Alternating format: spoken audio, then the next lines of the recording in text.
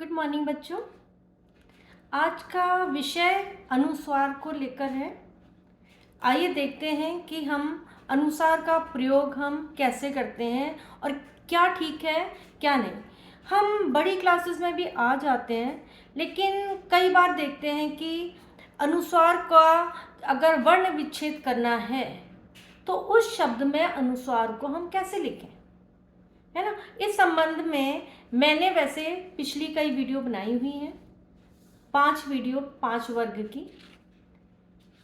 तो आइए पहले हम देख लेते हैं कि हमें अनुस्वार का उचित प्रयोग कौन सा है, कैसे करें। देखिए, अनुस्वार का उचित प्रयोग, रंग को अगर हम अलग करें, ऐसे लिखें तो ये गलत है।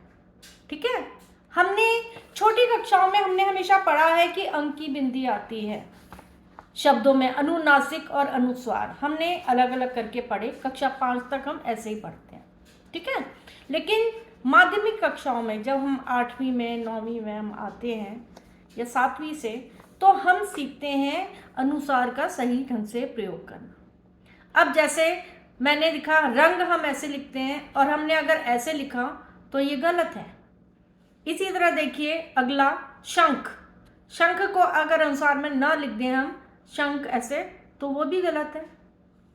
तीसरा शब्द मैंने लिया है मंच, मंच में अनुस्वार को अगर हम न ऐसे लिखें म आधा न च, तो ये भी गलत। मंदिर, म में न का जो अनुस्वार है वो न के रूप में आया है और ये ठीक है, ये गलत नहीं है। ठीक है, आगे देखते हैं हम घंटी, घंटी का जो अनुस्वार का बिंदु है, इसको अगर अलग करके हम ना लिख देते हैं, आप लिखते भी होंगे लेकिन वो गलत है। मैं आगे बताऊंगी कि कैसे। आगे देखें, घंटी के बाद है कंठ, कंठ में को भी अगर हम अंक की बिंदी को न लिखे क आधा न ठ, तो ये भी शब्द आपका ठीक नहीं है, गलत। नेक्स्ट है खंबा, खंबा में आप देख रहे हैं अनुस्वार का प्रयोग अंक की बिंदी को म के रूप में कर दिया, न नहीं करा, मगर ये ठीक है क्योंकि इसमें खम्बा खम्भा बा लिखते हैं तो कई बार वो भी ठीक होता है, भा लिखते हैं तो वो भी ठीक है। ठीक है, क्योंकि दोनों ही हमने एक्सेप्ट किए, मानक रूप में हमने भाषा में उन दोनों को ही हमने लिया हुआ है कि वो दोनों उचित हैं। लेकिन माँ, क्योंकि इसमें जो हमारी साउंड आ रही है, जो हमें आवाज़ आ रही है वो म की है, इसलिए जो अंक की बिंदी है वो म के रूप में है और ये ठीक भी है, गलत नहीं है, ये ठीक है।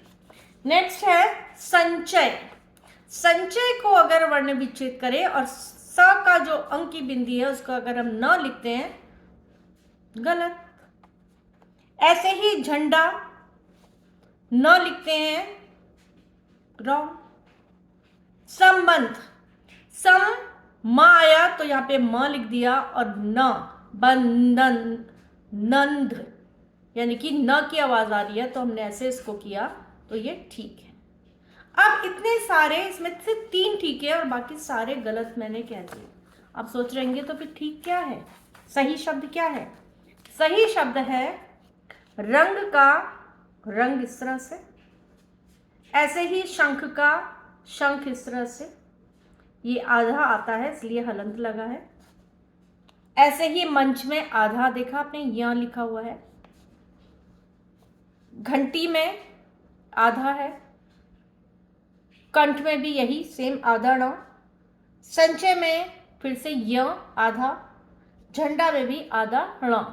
अब ये क्यों है?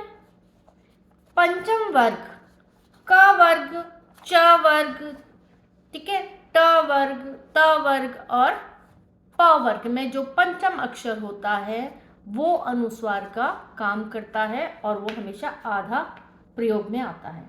इसको अगर आप डिटेल में जानना चाहें तो आप मेरी वीडियोस देख सकते हैं। पुरानी वीडियो मैंने हर एक वर्ग का आपको उदाहरण के साथ बताया है। एक ही बात आपको ध्यान रखनी है कि जो पंचम वर्ग है वो प्रयोग में आता है अनुस्वार के रूप में और वो आधा होता है, यानी कि स्वर रहित। इसलिए आपने देखा यहाँ पर सब जगह आधा, ये भी आधा है, ठीक है, ये भी आधा है और यहाँ पर भी आधे आधे लिए। तो इस तरह से हम सही शब्दों को, इस तरह से हम अनुस्वार का सही शब्दों में इस तरह उचित प्रयोग है। और हम अगर इसको हम जान लेंगे, बेसिक शुरू से ही जान लेंगे, तो हम आगे भी हमेशा सही रहेंगे, कभी भी कोई डाउट नहीं होगा हमें, और हमेशा कोई गलती हम नहीं करेंगे।